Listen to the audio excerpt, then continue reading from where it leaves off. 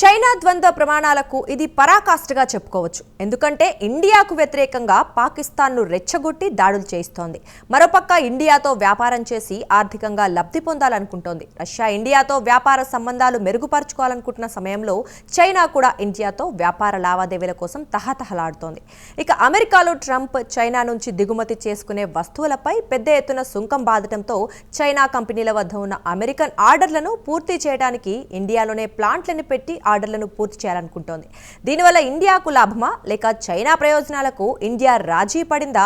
ప్రత్యేక కథనంలో మరింత సమాచారం తెలుసుకుందాం.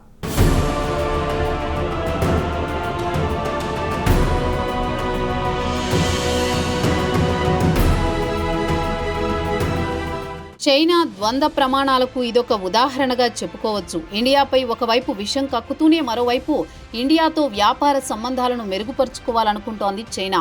తాజాగా రష్యా ఇండియాతో వ్యాపార సంబంధాలను మెరుగుపరుచుకుని లబ్ధి పొందాలనుకుంటున్న విషయం తెలిసిందే.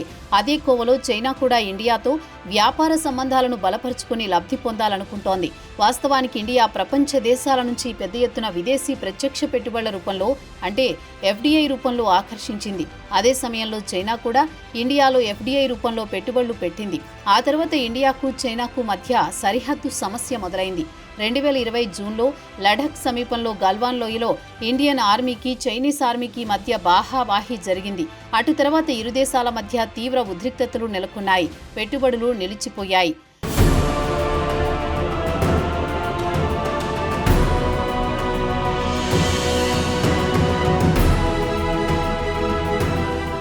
గల్వాన్ లోయలో ఇరు దేశాల మధ్య బాహాబాహి తర్వాత 2020 నుంచి ఇండియా చైనా ఎఫ్డీఐని నిరాకరించింది. దీంతో గత 5 సంవత్సరాల నుంచి చైనా నుంచి వస్తున్న ఎఫ్డీఐ దరఖాస్తులు భారీగా పేరుకుపోయాయి.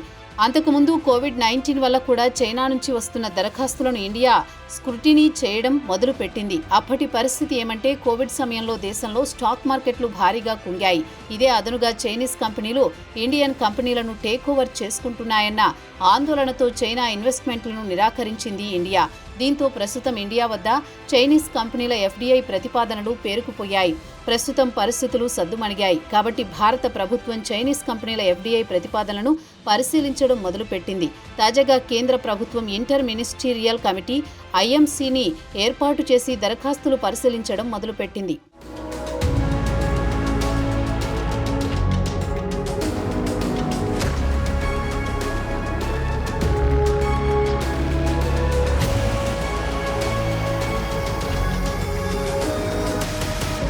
ప్రస్తుతం చైనీస్ కంపెనీల ఎఫ్డీఐ ప్రతిపాదనలు వీలైనంత త్వరగా ప్రాసెస్ చేస్తున్నట్లు సీనియర్ అధికారి ఒకరు చెప్పారు.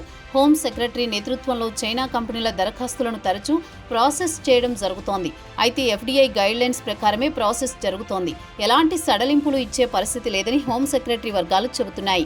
ఎఫ్డీఐ దరఖాస్తుల ప్రాసెసింగ్ మొత్తాన్ని కేబినెట్ సెక్రటరీ తరచూ సమీక్షిస్తారు. ఇది ఇలా ఉండగా 2023-24 ఆర్థిక సంవత్సరం ఎకనామిక్ సర్వే నివేదికను పార్లమెంట్లో ప్రవేశపెట్టినప్పుడు కూడా చైనీస్ ఇన్వెస్ట్మెంట్పై నిబంధనలకు లోబడే అనుమతించాలని పార్లమెంట్లో నిర్ధారించారు. ఇక ఈ సర్వేలోని అమెరికాతో పాటు యూరోపియన్ దేశాలు తమ పెట్టుబడులను చైనా నుంచి ఉపసంహరించుకుంటున్నాయని, దీంతో చైనా కంపెనీలు తమ పెట్టుబడులను ఇండియాకు తరలించి ఇక్కడి నుంచి ఇతర మార్కెట్లకు ఎగుమతి చేసే అవకాశాలున్నాయని తెలిపింది. ఇక ఇండియా చైనా నుంచి దిగుమతి చేసుకోకుండా ఇండియాలోనే ఉత్పత్తి చేసి ఇక్కడి నుంచి ఇతర మార్కెట్లకు ఎగుమతి చేయాలని చైనా నిర్ణయించింది.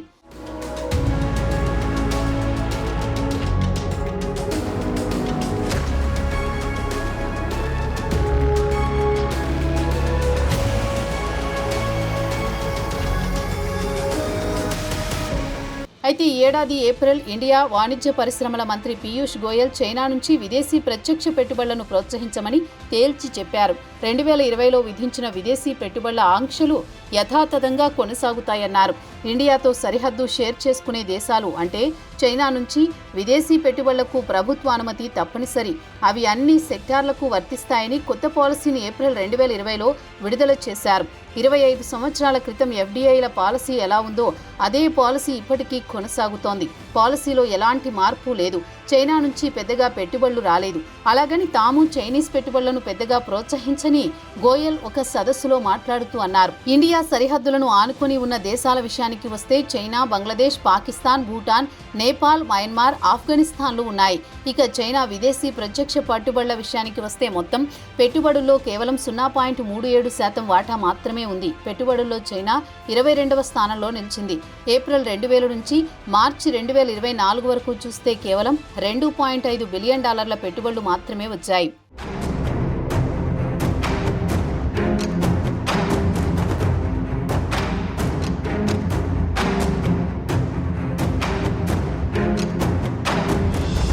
గత ఏడాది బడ్జెట్ కంటే ముందు జరిగిన ముందస్తు ఆర్థిక సర్వేలో బీజింగ్ నుంచి పెద్ద ఎత్తున పెట్టుబడులు ఆకర్షించి ఇక్కడ అంటే ఇండియాలో తయారీ రంగాన్ని బలోపేతం చేసి ఇక్కడి నుంచే ఎగుమతి చేయాలని నిర్ణయించింది కేంద్రంలోని మోదీ సర్కార్. అయితే ప్రస్తుతం భౌగోళికంగా మారుతున్న పరిస్థితుల నేపథ్యంలో చైనా అమెరికాలో పలు ఇబ్బందులకు ఎదుర్కొంటోంది.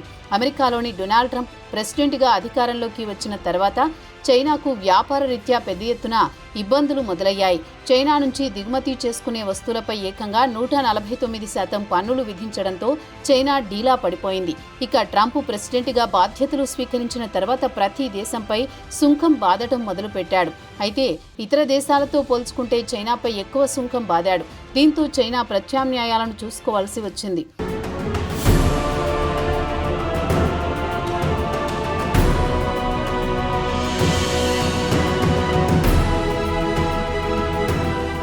ఇక చైనా కంపెనీల వద్ద పెండింగ్లో ఉన్న అమెరికన్ ఆర్డర్లు పూర్తి చేయడానికి ఇతర దేశాల్లో ప్లాంట్లు పెట్టి ఆర్డర్లు పూర్తి చేసి అక్కడి నుంచి అమెరికాకు ఎగుమతి చేయాలనే ఆలోచనలో ఉన్నాయి.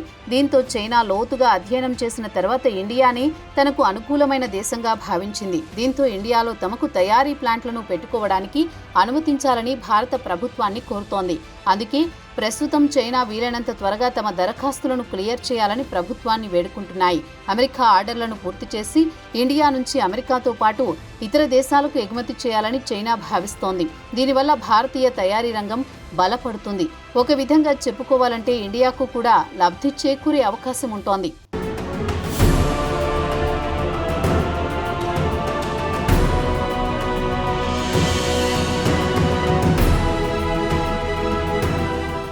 ఇక అసలు విషయానికి వస్తే చైనా నుంచి ప్రపంచంలోని అతిపెద్ద కంపెనీలు తమ ప్లాంట్లను చైనా నుంచి ఇండియాకు తరలిస్తున్నాయి. యాపిల్, ఐఫోన్ లాంటి కంపెనీ ఇండియాలో ప్లాంట్ పెడుతున్న విషయం తెలిసిందే. చైనా నుంచి యాపిల్ తన ప్లాంట్ను ఎత్తేసి వియత్నాం, ఇండియాకు తరలిస్తోంది. ఇండియాకు ప్లాంట్ను తరలించడానికి చైనా ఒప్పుకోలేదు. వీలైనంత వరకు అడ్డంకులను సృష్టించాలనుకుంటోంది. అదేవిధంగా అమెరికా ప్రెసిడెంట్ ట్రంప్ కూడా ఇండియాలో ప్లాంట్ వద్దని వారించిన యాపిల్ సీఈఓ టిమ్ కుక్ తన నిర్ణయాన్ని మార్చుకునే ప్రసక్తే లేదని తేల్చి చెప్పాడు. యాపిల్ ఇండియాకు తరలిపోవడాన్ని ఎద్దేవా చేసిన చైనా ప్రస్తుతం మారుతున్న భౌగోళిక పరిస్థితుల్లో చైనా కంపెనీలు కూడా ఇండియాలో ప్లాంట్లు పెట్టుకోవాల్సిన పరిస్థితి రావడాన్ని ఏమనాలి? దీన్ని ద్వంద్వ ప్రమాణాలు అనుకోవాలా? అది చైనానే చెబితే బాగుంటుందంటున్నారు ట్రేడ్ ఎక్స్పర్ట్స్.